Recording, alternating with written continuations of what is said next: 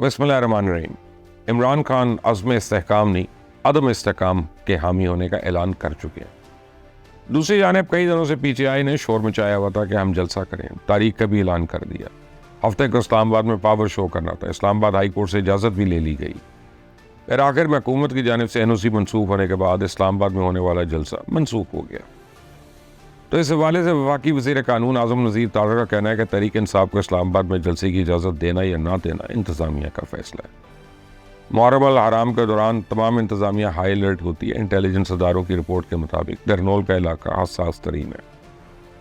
اب P T I کی جانب سے اسلام آباد میں محرم کے بعد جلسہ کرنے کا عندیہ دیا گیا، مگر مجھے نہیں لگتا کہ یہ ہوگا، کیونکہ رؤوف حسن ہو یا فیصل واڈا وہ تو یہ کہہ رہے ہیں کہ لگتا ہے کہ پی ٹی آئی پر پابندی لگنے والی ہے، جبکہ اسی معاملے پر کئی جماعتوں پہ پابندیاں لگانے والے جنرل ایوب کے پوتے للکار رہے ہیں کہ کسی کے باپ میں ہمت نہیں کہ پابندی لگائے۔ بہرحال یہ آنے والے دنوں میں پتہ چلے گا کون کتنا تگڑا ہے، کیونکہ ابھی تک تو پی ٹی آئی والوں کے لب و لہجے بتا رہے ہیں کہ اتنا سب کچھ کر لینے کے باوجود حالات اچھے نہیں ہیں۔ تو اسی لیے عمران خان نے بھوک ہڑتال والا آخری کارڈ بھی کھیل دیا، یعنی اب تو لڑائی ہی ہوگی نا۔ اور پھر عمران خان کی بہن علیمہ خان نے نام لے کے کرنل رضوان عباسی اور میجر اسکندر کو ایک واضح وارننگ دے دی ہے کہ ہمارے بھائی کی طبیعت خراب ہوئی تو ہم آپ دونوں کو ذمہ دار ٹھہرائیں گے، جبکہ عمران خان کی دی ہوئی لائن پہ چلتے ہوئے وزیر اعلیٰ KPK علی امین گنڈا پور نے کہا کہ عمران خان نے بھوک ہڑتال کی تو پوری قوم بھوک ہڑتال پر جائے گی۔ ہمارا ادارے کے ساتھ کوئی مسئلہ نہیں، شخصیات کے ساتھ اختلاف ہے۔ مطلب عمران خان ہو یا عمر ایوب یا علی امین گنڈا پور، ہر ادارے میں سربراہ کو سنگل آؤٹ کر کے کہہ رہے ہیں کہ ہم تو بات چیت کے لیے راضی، مگر 9 مئی پر تو معافی نہیں مانگی۔ تو اس پہ میں اتنا ہی کہوں گا کہ عمران خان اور پی ٹی آئی جتنا مرضی پریشر بڑھا لیں، جتنی مرضی ناک سے لکیریں نکال لیں، 9 مئی کے اوپر عوامی معافی مانگے بغیر معاملات آگے نہیں بڑھیں، بلکہ انہوں نے زیادہ ضد لگائی اور جس ڈائریکشن میں یہ جا رہے ہیں وہ پی ٹی آئی پہ پابندی لگوانے کا ہی راستہ ہے۔ آج عمران خان کے بیٹوں سے واٹس ایپ پہ بات کرانے کی درخواست کو بھی مسترد کر دیا گیا۔ پھر عمران خان کے حالیہ بیانات کے تناظر میں پی ٹی آئی نے نیا کارڈ یہ کھیلا ہے کہ صدر و وزیر اعظم کو خط لکھ دیے ہیں۔ خط میں کہا گیا ہے کہ بانی P T I Imran Khan کو لوگوں سے ملنے نہیں دیا جا رہا، عمران خان کو جیل میں بنیادی سہولیات فراہم کی جائے۔ دراصل حالیہ بیانات اور بھوک ہڑتال کے اعلان کا مقصد بیرون ملک سے دباؤ ڈلوانے کے لیے پاکستانی فوج کو نشانہ بناتے ہوئے عمران خان کی رہائی کے لیے عالمی رائے عامہ ہموار کرنے کے لیے انسانی حقوق کی تنظیموں کی جانب سے پاکستان اور ریاستی اداروں پہ دباؤ بڑھایا جائے، جبکہ اندرون ملک بڑے اور چھوٹے شہروں میں دھرنوں اور بھوک ہڑتالوں کا سلسلہ شروع کرنے کی باتیں ہو رہی ہیں۔ بھوک ہڑتال جو ہے وہ خانہ جنگی کی ابتدائی شکل بھی ثابت ہو سکتی ہے۔ آپ دیکھیں نا، عمران خان عدالتوں سے مرضی کے فیصلے حاصل کرنا اپنا حق سمجھتے ہیں، یہاں تک کہ شروع ایوان عدل نے عمران خان کی خواہش پہ جیل کی پوری بیرک جس میں 8 سیل تھے انیکسی میں تبدیل کر دیا۔ تو عمران خان کی خواہش پہ اس پرتعیش انیکس میں ورزش کے لیے جدید جم کی سہولیات مہیا کی گئی۔ سوال یہ کہ جیل میں ایسی شاہانہ سہولیات اور مراد ذوالفقار علی بھٹو یا میاں نواز شریف کو بھی دی گئی تھیں؟ کیوں عمران خان کی خواہشات کے مطابق خصوصی ناشتے کے علاوہ دوپہر اور رات کے کھانوں کے لیے دیسی گھی اور مکھن سے بنی ہوئی دیسی مرغ اور بکرے کے گوشت کے پکوان مہیا کرنے کا حکم دیا گیا، اور اب جیل اینیکس کو ملک اور ریاست کے خلاف سیاسی سازشوں کے اکھاڑے میں تبدیل کرنے کی ابتدا کر دی گئی؟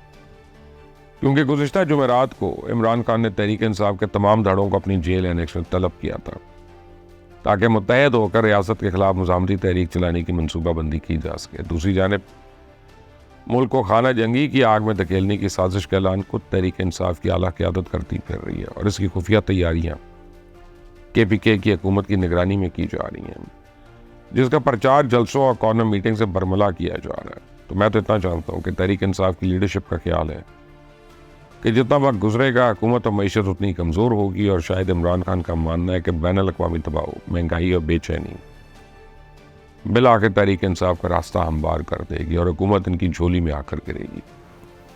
تو یہی وجہ ہے کہ تحریک انصاف تن کے رکھو کی حکمت عملی پہ کاربند ہے۔ حالانکہ محمود خان اچکزئی والا راستہ تحریک انصاف اور حکومت دونوں کے لیے بہتر ہے، لیکن یہ راستہ بھی تبھی اختیار ہوگا نا جب حکومت کچھ سیٹوں کی قربانی دینے کو تیار ہو، اور تحریک انصاف موجودہ حکومت کو دل جان سے تسلیم کرنے کے لیے رضامند ہو۔ تو بظاہر تو اس حوالے سے کوئی پیش رفت نظر نہیں آتی، بلکہ اب تو ڈبو کو لانچ کر کے اچکزئی فارمولے کو بالکل کھٹے لائن لگا دیا گیا۔ اور تحریک انصاف نے ایک زبردست چال ضرور چلی ہے جس کا ذکر میں پہلے بھی کر چکا ہوں کہ عمران خان وہاں چوٹ لگا رہا ہے جہاں درد ہو، جیسے آپریشن عزم استحکام کی مخالفت کر کے انہوں نے اپنی طرف سے حکومت اور اسٹیبلشمنٹ کو کاری ضربیں لگائی ہیں، کیونکہ ان کا ذہن ہے کہ کے پی کے میں پی ٹی آئی کی حکومت کے ہوتے ہوئے ان کی مرضی کے بغیر آپریشن نہیں ہو سکتا۔ اسی تحریک انصاف کا خیال ہے کہ آپریشن کے معاملات میں حکومت اور اسٹیبلشمنٹ کو لچک دکھانی پڑے گی، بلکہ جھکنا پڑے گا۔ اور یاد رکھیں ابھی تک تو تمام حربے ناکام ہوئے ہیں۔ اس سلسلے میں میری اطلاعات کے مطابق حکومت کے پاس حل ہے جو اگر پی ٹی آئی نے زیادہ نخرے کیے تو وہ لاگو ہو جائے گا۔ اور دوسری جانب نون لیگ، ایم کیو ایم اور پی ٹی آئی کے سابق رہنماؤں پہ مشتمل ایک نئی سیاسی جماعت جو ہے عوام پاکستان لانچ ہو گئی ہے۔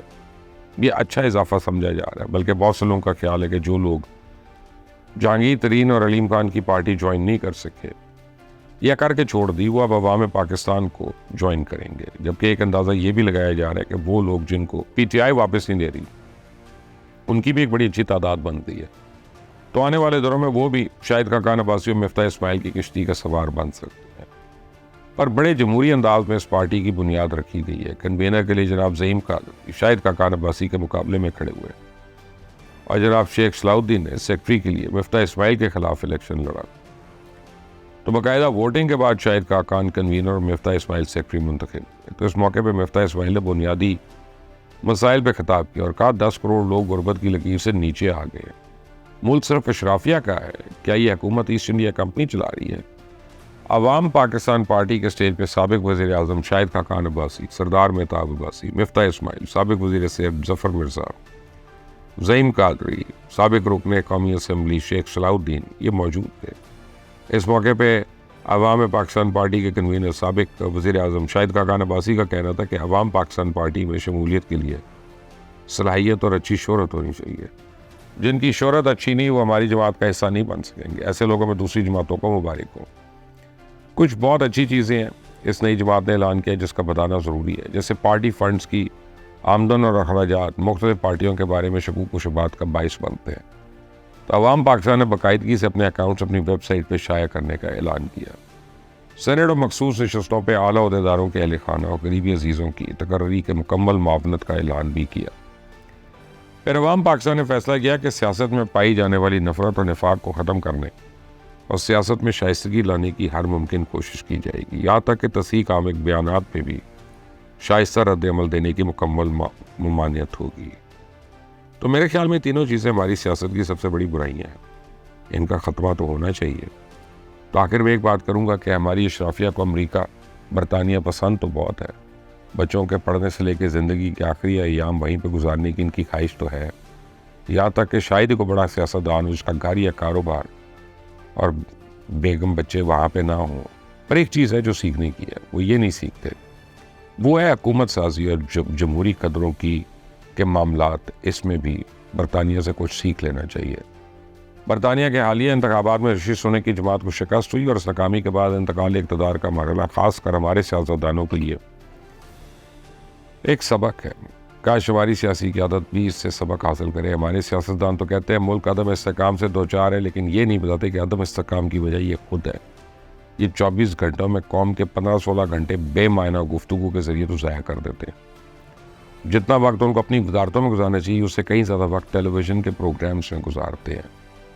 ان حالات میں بہتری ممکن کیسے ہے؟ دہائیوں سے سیاسی جماعتوں کی سربراہی کر رہے ہیں اور الگ ہونے کا نام نہیں لیتے۔ ادھر دیکھیں برطانیہ میں جیسی ہی انتخابی نتائج سامنے آئے ہیں، عام انتخابات میں کنزرویٹو پارٹی کو بدترین شکست کے بعد رشی سوناک نے ایک ہی وقت میں وزارت عظمیٰ اور پارٹی کے عہدے سے بھی مستعفی ہونے کا اعلان کر دیا۔ کاش ہمارے سیاستدانوں کے لیے بھی ملک کی ترقی اولین ترجیح بنے، کاش وہ بھی نئے آنے والے وزیر اعظم کی کامیابی کے خواہش مند ہوں۔ یا تو ٹانگیں کھینچنے کا رواج ہے، یا تو کوئی 5 سال نہیں پورے کرتا، اور کسی سیاسی جماعت کو حکومت 5 سال پورے کر بھی دے تو سارا وقت یہی سننے کو ملتا ہے، حکومت آج گئی، حکومت کل گئی۔ اپوزیشن کے سیاستدان حکومت کرنے والوں کو صرف اس لیے سکون سے کام نہیں کرنے دیتے کہ اگر حکومت کامیاب ہوگی تو سیاست ختم ہو جائے گی۔ تو سیاستدانوں کو یہی خوف آج بھی ملک کے راستے میں سب سے بڑی رکاوٹ ہے۔ آپ اگر اس سے ایگری کرتے ہیں مجھے کامنٹس اپنی رائے دیجیے گا، اس چینل کو سبسکرائب کریے گا، بیل آئیکن کو ضرور پریس کریے گا۔